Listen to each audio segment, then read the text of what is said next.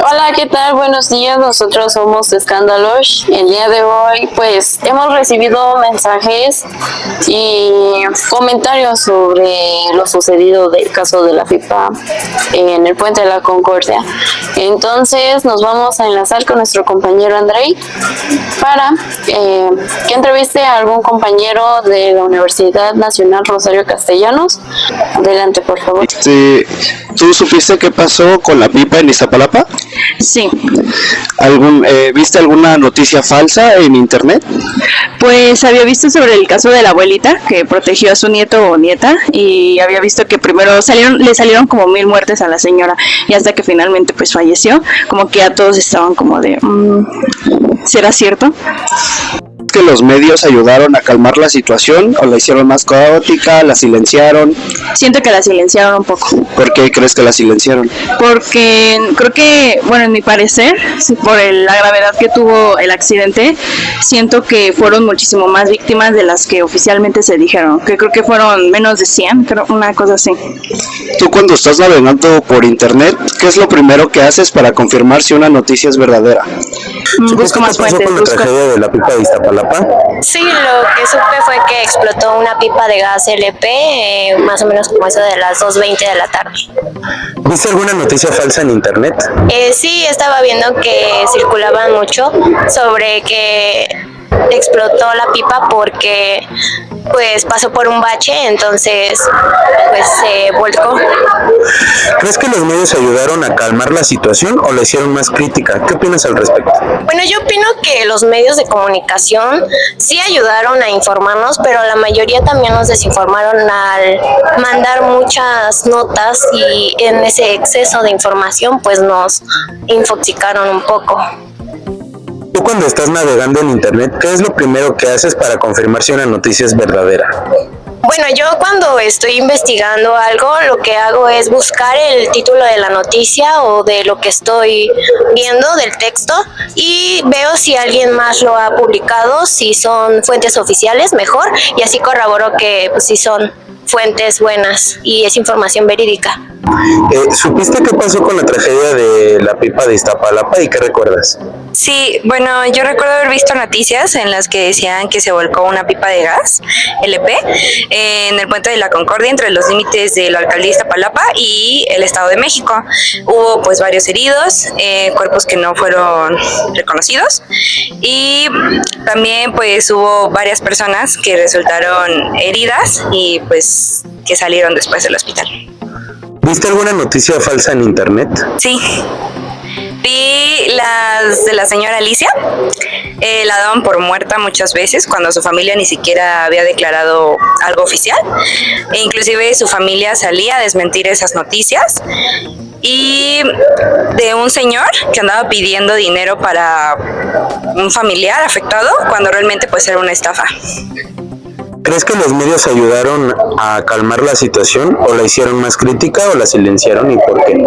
Pues yo siento que en algunos medios sí trataron como de calmar la situación, en otros medios no, y en otros medios también la silenciaron mucho y evidentemente pues daban mucha información errónea y mucha información que hacía que el público se sintiera un poco mal, inclusive en alerta o angustia. Tú cuando estás navegando en internet, ¿qué es lo primero que haces para confirmar si una noticia es verdadera? Bueno, lo primero que yo hago es revisar la fuente de información. En este caso, si es de algún noticiero, pues me baso más que nada en eso. Y si no, pues trato de buscar más que nada de dónde sacan esa información. Muy interesantes las respuestas que nos compartió el compañero. Muchas gracias, André. Y ahora nos vamos a enlazar con nuestro compañero de equipo, Álvaro, que nos va a explicar sobre la infoxicación y nos va a dar algunos tips para prevenir. Cada día recibimos más información de la que nuestro cerebro puede procesar. Este fenómeno se le conoce como infoxicación. Toda esa información que en lugar de ayudarnos, nos empieza a saturar. Además, entre tanto ruido, es cada vez más difícil distinguir lo valioso de lo superficial. Ahora, ¿cuál es el verdadero problema de este fenómeno? Bueno, teniendo un exceso de contenido o información, esto nos puede generar algún tipo de ansiedad, desinformación e incluso una falsa sensación de necesidad o urgencia. Por ejemplo, pensamientos como de si no lo veo hoy, me lo van a arruinar mañana. Y sin darnos cuenta, nos pasamos más tiempo eligiendo qué vamos a ver que disfrutando lo que vemos. La infoxicación no solamente está en las noticias o en la política, también la encontramos en el entretenimiento. Series que se publican cada semana, cientos de creadores de contenido que publican al mismo tiempo, o incluso plataformas que se pelean por obtener nuestra atención. Para ello te voy a dar algunos consejos que puedes tener muy en cuenta. Primero que nada, filtra la información. Segunda, pon límites de tiempo. Tercera, consume de forma consciente. Y por último, eso es más que nada una recomendación, regresa a lo clásico, algunos libros o algún tipo de musiquita. Muy buenas recomendaciones que nos hizo el compañero Álvaro, y también gracias también por la explicación que nos dio sobre la infoxicación.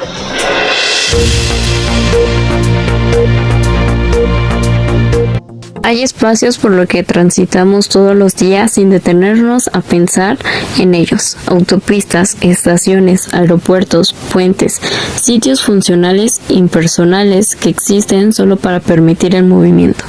A estos espacios, el antropólogo francés Marc Augé los llamó no lugares, sitios sin identidad, sin raíces, sin memoria, donde las personas permanecen anónimas. Estos no lugares era el Puente de la Concordia, en Iztapalapa. Miles de vehículos lo cruzaban diariamente.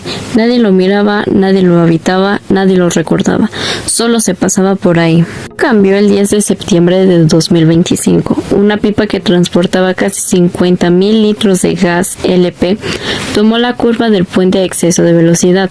El vehículo volcó, el tanque se fracturó y el gas comenzó a escapar. Segundos después, una explosión gigantesca iluminó el cielo. Fugó más de 30 metros. Autos calcinados, estructuras colapsadas, caos absoluto. La tragedia dejó decenas de personas fallecidas y heridas, personas que en su mayoría solo estaban de paso por un lugar que nunca pensaron que sería peligroso. Las investigaciones confirmaron que no hubo fallas mecánicas, el problema fue humano.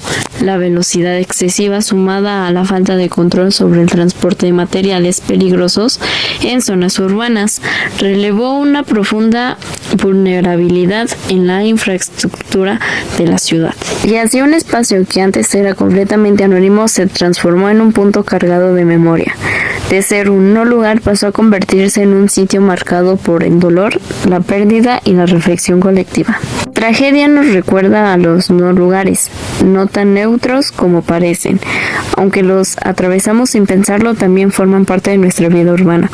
Y cuando ocurre una catástrofe, estos espacios invisibles se vuelven visibles de golpe, obligándonos a pensar en su diseño, en su seguridad y en la forma en la que habitamos la ciudad sin darnos cuenta.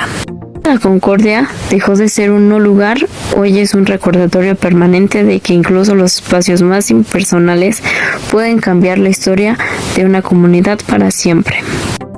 La sobrecarga informativa puede retrasar decisiones, generar contradicciones y reducir la transparencia. En crisis como esta, la infoxicación complica la coordinación y la rendición de cuentas. Era el 10 de septiembre de 2025, poco después de las 14:25 horas. La calzada de Ignacio Zaragoza en Iztapalapa transcurría con normalidad. Bajo el puente de la Concordia, una pipa cargada con 49,500 litros de gas LP tomaba una curva traicionera. El conductor perdió el control y el tanque volcó.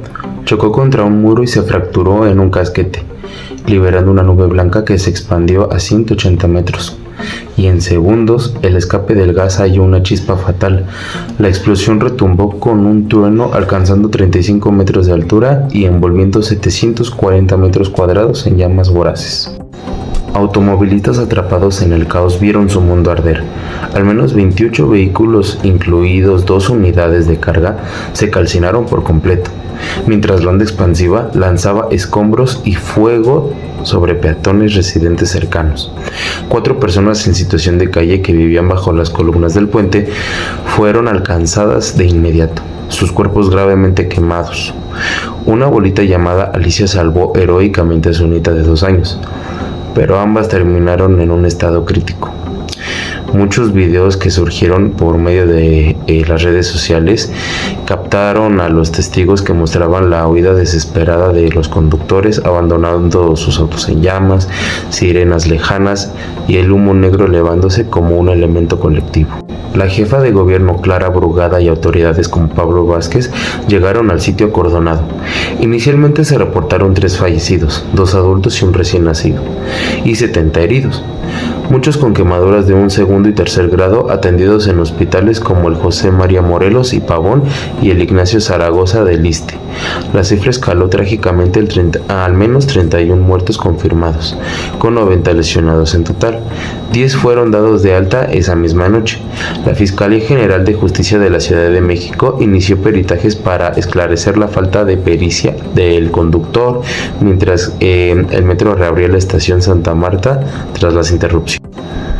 El sol se ponía sobre un panorama de devastación, las mangueras sofocando el fuego, paramédicos cargando víctimas en estado de shock y familias aguardando noticias en los hospitales. Historias humanas se emergieron del horror, al recién nacido sin identificar, vecinos heridos y al 100% de su superficie corporal, y una comunidad de Iztapalapa unida en el duelo.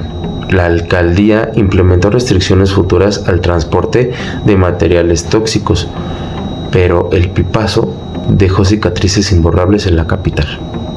Y un mes después, el Puente de la Concordia seguía como recordatorio mudo de la fragilidad urbana. Las víctimas, con nombres y rostros ahora públicos, clamaban por justicia y prevención. Aquel miércoles de rutina se convirtió en símbolo de negligencia vial y resiliencia colectiva, un eco que obliga a replantear la seguridad en las venas de la Ciudad de México. La historia de Kevin nos recuerda que, en medio de la adversidad y el dolor, la fuerza del espíritu humano puede brillar con una luz inesperada. Su testimonio no solo es un relato de supervivencia, sino una invitación a valorar cada instante, a reconocer la fragilidad de la vida y a encontrar en los momentos más oscuros una razón para seguir adelante. Que su voz nos sirva como un faro de esperanza para quienes enfrentan sus propias guerras internas, y un llamado para que nunca olvidemos la importancia de la solidaridad y el apoyo mutuo en las tragedias que nos marcan como humanidad. Mamá, ayúdame, chocaron, explotó algo, estoy todo quemado. Estamos aquí por los puentes de Santa Marta. Kevin Díaz Montes de Oca, de 19 años, recuerda cómo alertó a su familia de la explosión de la pipa en el Puente de la Concordia. Yo iba de regreso a la fábrica en la que trabajo, iba en un camión de carga. Cuando veo toda una nube blanca expandiéndose muy rápido, la verdad se expandió muy rápido. Entonces lo que yo hago es grabar.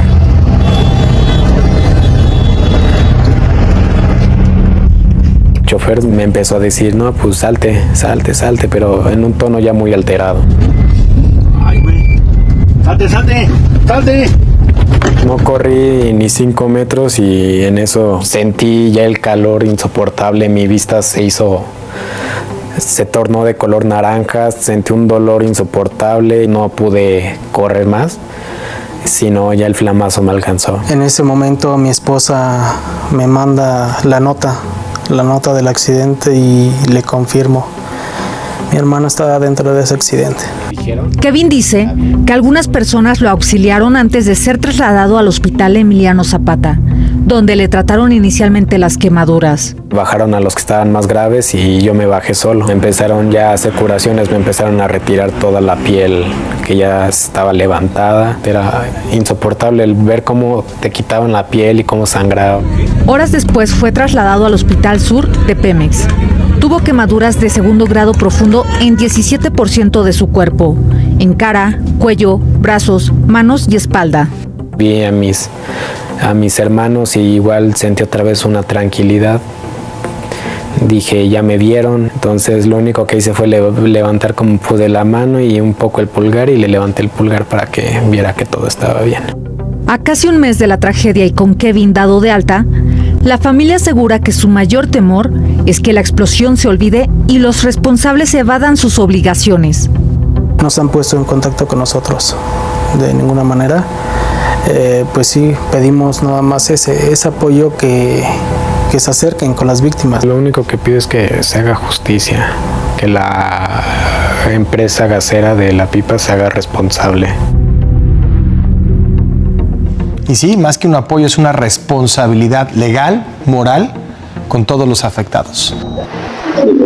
Y con base a esta noticia también por parte del equipo de Escándalos presentamos nuestras más sinceras condolencias ante las familias afectadas y ante las víctimas que pues tristemente estuvieron en el lugar y hubo pues además de heridos fallecidos.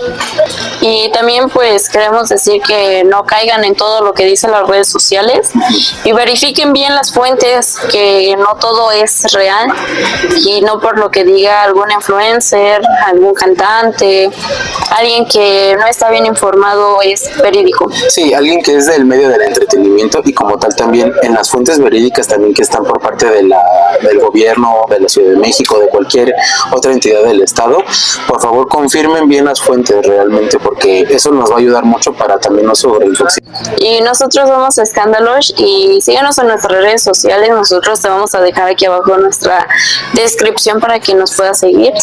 Y pues esto sería todo, nosotros estamos dedicados a platicarte sobre el entretenimiento y las noticias más relevantes. Muchas gracias.